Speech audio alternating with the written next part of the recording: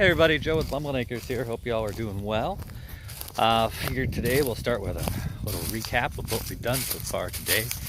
Projects finished, and then a good piece of advice for every homesteader that I feel like every homesteader should have.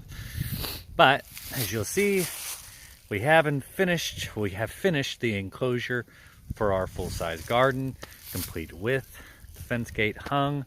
I need to get a little wheel to put on the bottom of it there. I'll get that in the next couple days. The only last thing that will make this truly completed will be putting up the screen here so that our chickens don't just jump from our composter into our garden. But that's been a long task in the running. You know, the advantage, everything that's going on with Corona and everything, is we were able to utilize this time to finish our garden closure so we can start planting our gardens without our chickens eating everything. Huge advantage. The other task that we completed today was we completed the doors for the turkey enclosure. I'm walking over to that. I thought it was going to rain today a lot more than it did, so I dug a trench yesterday through my yard. Let me change sides. So I dug a trench through part of the yard that gets some standing water so that it would start to draw it out. But of course, as soon as you dig something expecting it to rain, it doesn't rain. And I emptied most of my water thinking I'd get a fresh day. So if you ever want to make sure it doesn't rain, just do everything within your power to store and prepare yourself for said coming rain, and then it won't happen.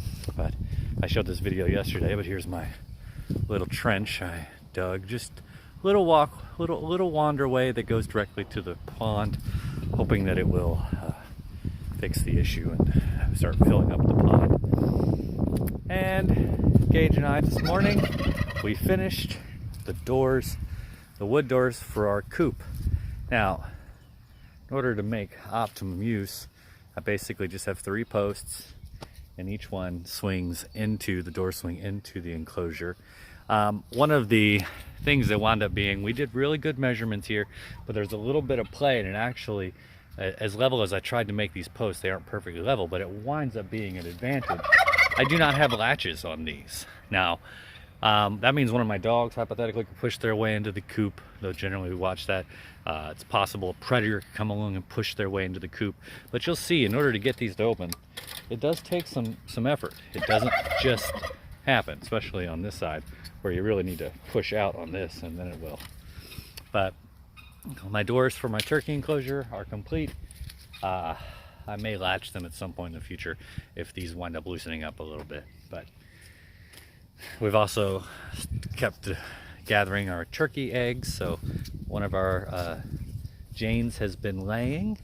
I name her Juliet because she's lost in love with the other Tom. And I don't know if we'll be able to correct that. If not, then the Tom that's not being very Tom-like, he gets to become our Thanksgiving turkey. So, you know, worst case scenario.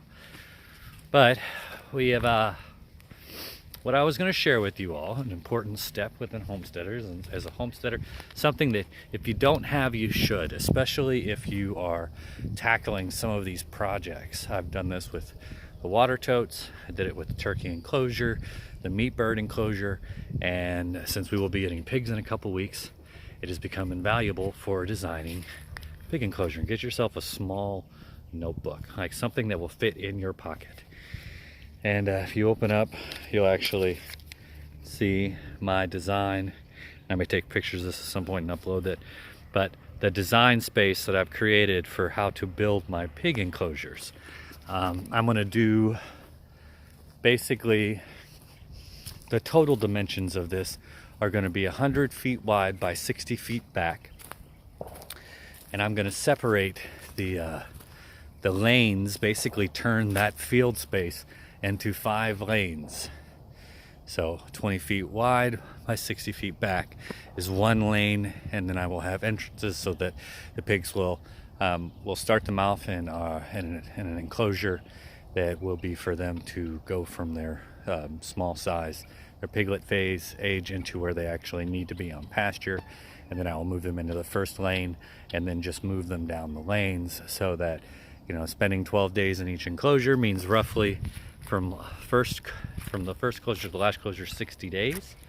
And that will give enough time for the ground to recover before those pigs go back onto it. So for homesteaders, get yourself a little book. They're not expensive, they're pretty cheap. And then just doodle what you're trying to do. What's the goal you're trying to accomplish, and start looking at the nuts and bolts of what you're trying to do. Get the theory of what you're doing put down.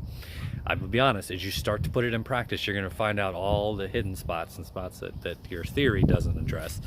But you can always adapt to theory.